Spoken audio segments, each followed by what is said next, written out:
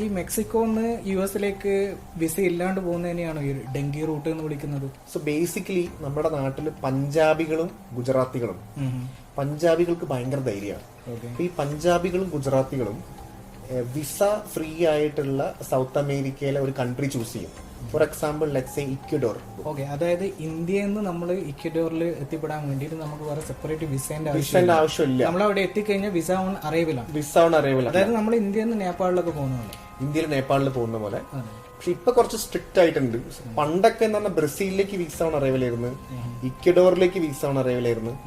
Visa on അറൈവലിൽ ഇവിടെ വന്നിട്ട് ഇവിടുത്തെ ഏജന്റ് വഴി ഇവർക്ക് അൾട്ടിമേറ്റ് ഡെസ്റ്റിനേഷൻ ആയിട്ടുള്ള യുഎസിൽ വരണം.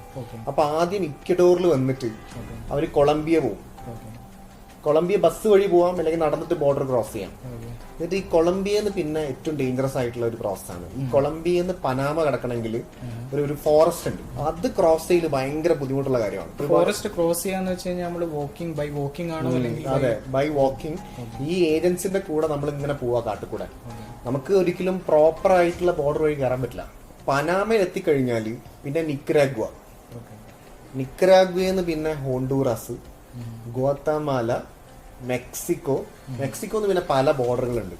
ഈ പല ബോർഡർ വഴി യുഎസിലെത്തി. അതായത് നിനക്ക് ഒരു 10 ലക്ഷം മുതൽ 80 ലക്ഷം വരെ കൊടുത്തിട്ട് പല പല ഓപ്ഷൻസ് ചൂസ് ചെയ്യാൻ പറ്റും, ഏത് വഴി പോകണം എന്നുള്ളത്. അത്രയധികം ഓപ്ഷൻസ് ഉണ്ട്.